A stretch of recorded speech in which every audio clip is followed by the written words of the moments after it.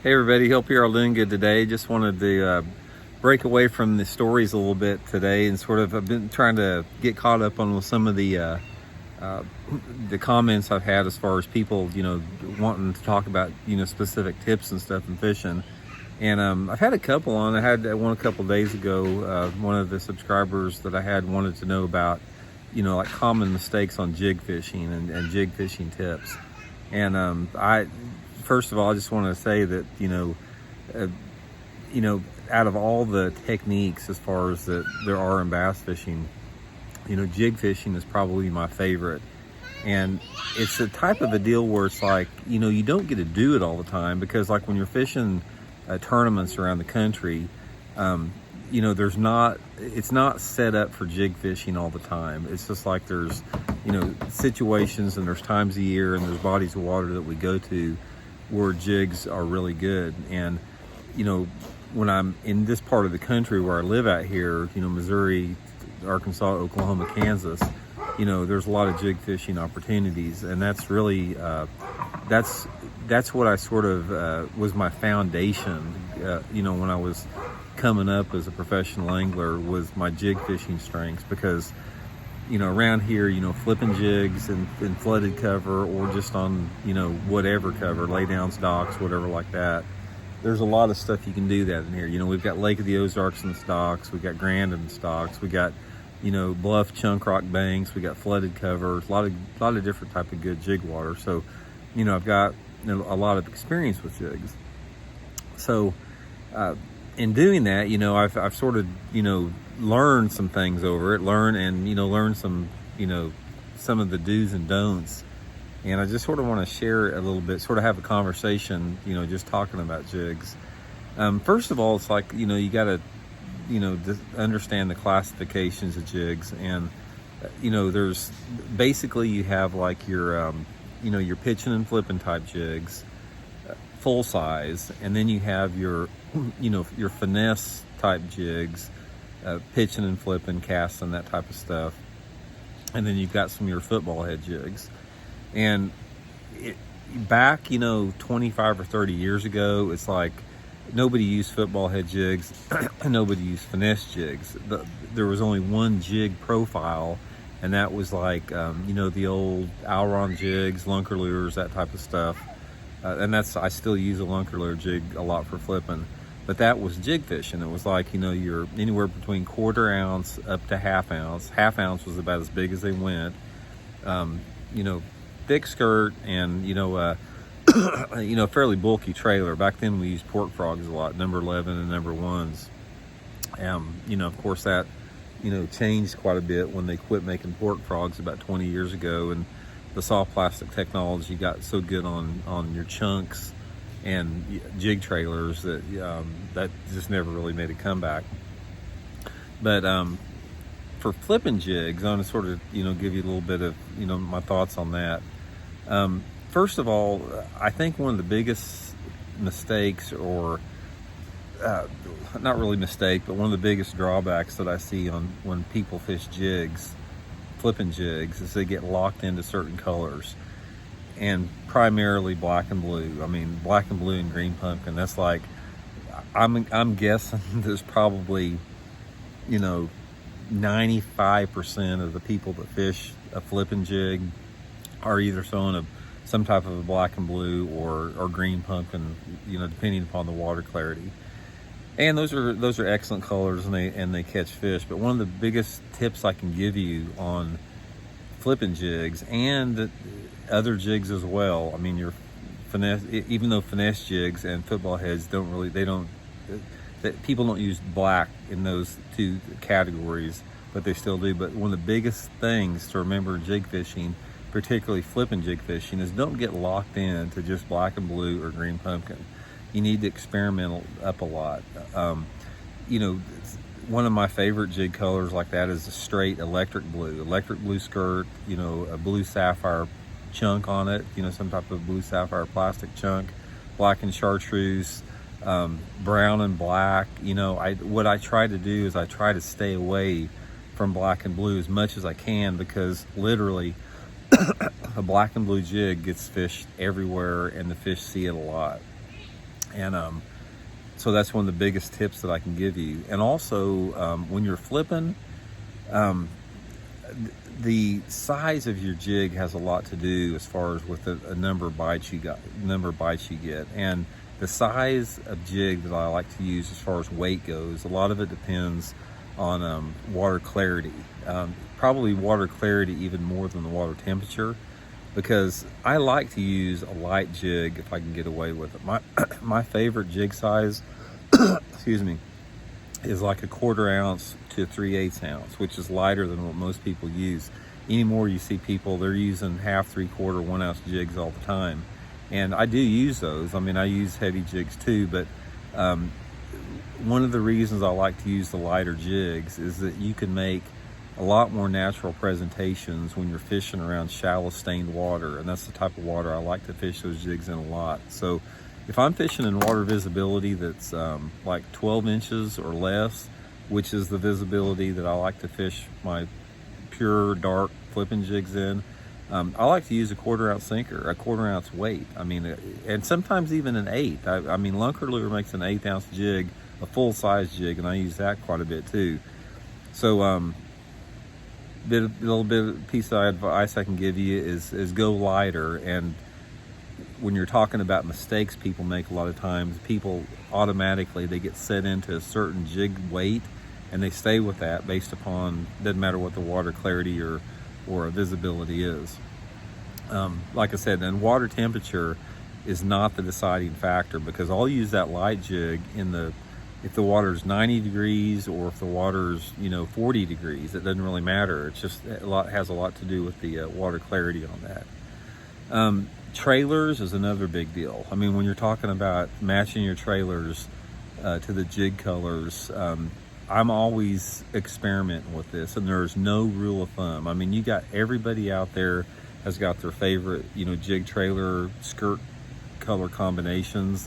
And the best advice I can give you on that is, like I said, try to pay attention to the crawfish colors, mix and match it up based upon your water clarity. Sometimes I use like a black chunk and a black jig. Sometimes I'll use a black jig and a green pumpkin chunk. Sometimes a black jig and a blue chunk. Sometimes a green pumpkin jig and a green pumpkin chunk that I've dyed the tails orange or chartreuse. I'm constantly messing up, and what I'm looking for is I want that jig when it's in the water, I want it to stand out just a little bit, but I also want it to blend in a little bit. I don't want it to like be too obtrusive, and I don't want it to be invisible at the same time. And your jig trailers they have such a huge role to play in that, because the jig trailer, in my opinion, is one of the big keys that generates a strike in your pitching and flipping jig fishing. And a lot of times the color of that tail has a lot to do with it. Also, when you're talking about trailers, you're talking about using the chunk style trailers versus the curly tails. And ever since like the pocket chunks came out years ago, there's been a big move of like people going to like the pocket chunks, the rage craws, all those type of curly tail jig trailers. And I use those too, and it seems like every time I do one of these videos, somebody cranks up the lawnmower next door. So hope it isn't too distracting here. But anyway, there's been a big movement where people are just using these curly tail jig trailers all the time. And I can tell you right now, I much rather prefer a chunk style trailer. I use the Big Salty Chunk by Zoom.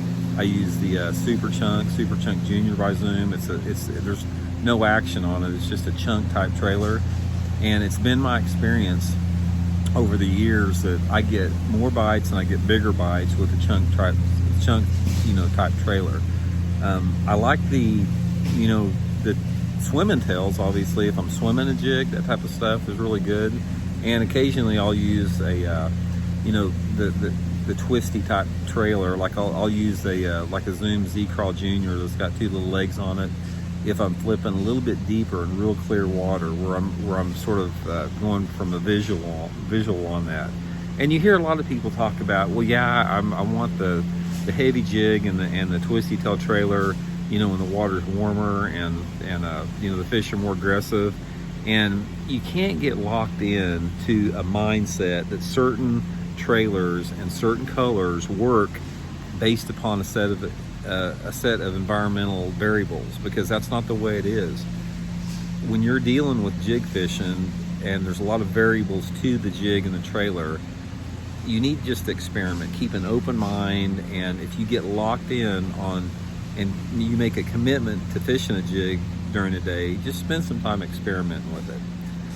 Line size is another critical thing. When I'm pitching and flipping jigs, I want to use the heaviest line as I can get by with. Most of the time when I'm flipping and pitching, doesn't matter if it's on like a dock piling, a sparse dock piling, or if I'm penetrating some type of flooded cover, I'm using 17 to 25 pound test fluorocarbon, and most of the time it's like 20 to 25 pound tests, regardless of the size of jig that I'm using, because I like the way that the line size that you're using, it has a lot to do with the way the bait falls. And I grew up fishing monofilament flipping all the time, so when you're flipping 15 pound monofilament 30 years ago, when most of the time we flipped 30 back then, 25 and 30, it's the same. The diameters are a lot different and the fall rates are a lot different, so you can get by now with heavier line because the diameters are smaller.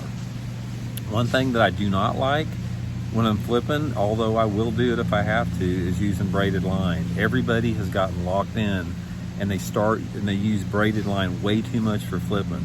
Braided line, the only advantage it gives you in bass fishing is it allows you to move a fish out of really heavy cover better than fluorocarbon, but it will not get you more bites. It will not, put you in a position to catch more fish, or have a chance to catch more fish.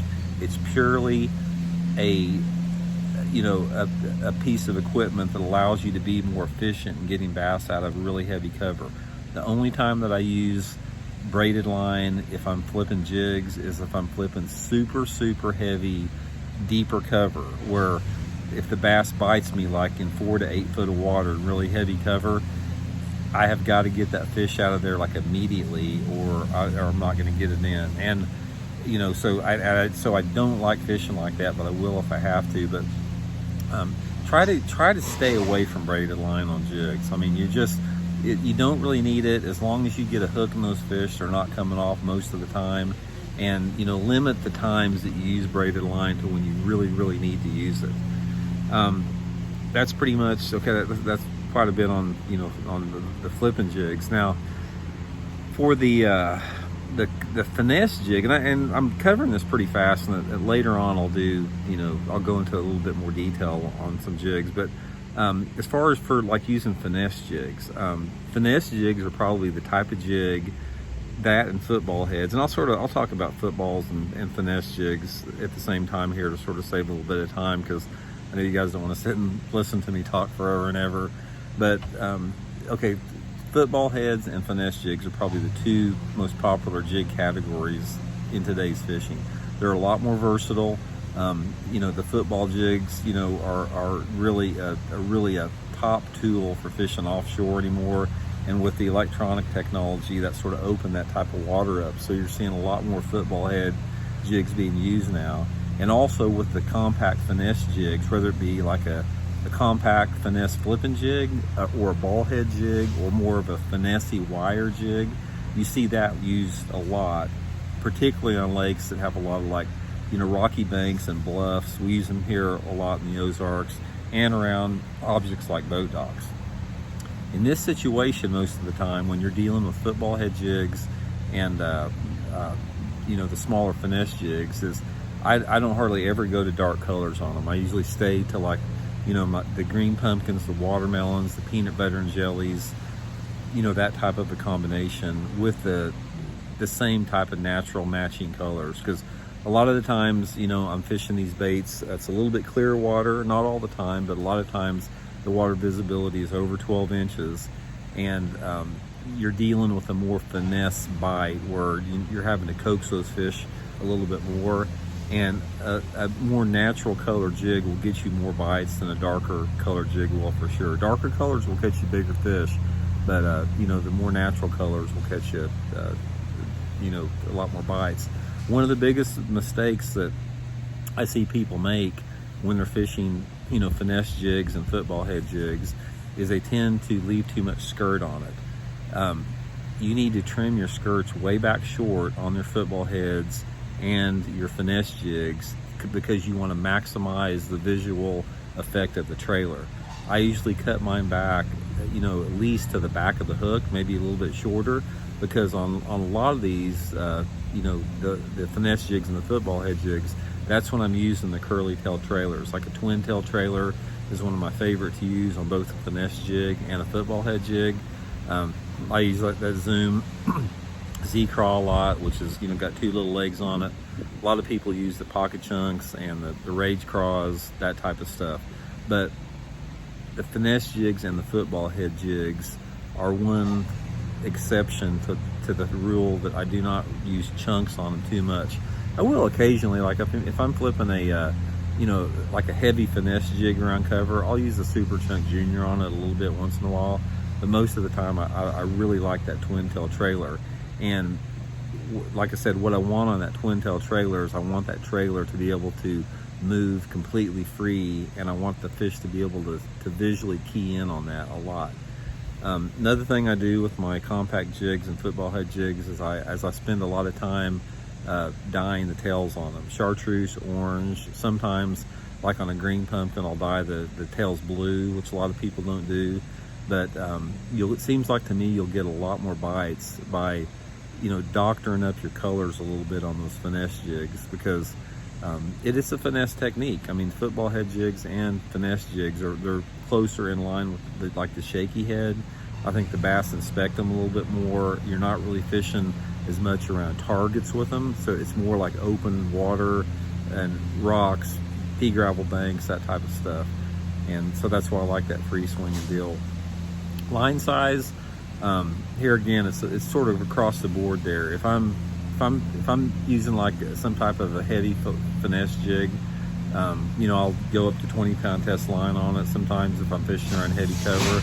But most of the time when I'm fishing a football head or a you know, any type of a finesse jig, I'm using anywhere between 12 to 15-pound test line.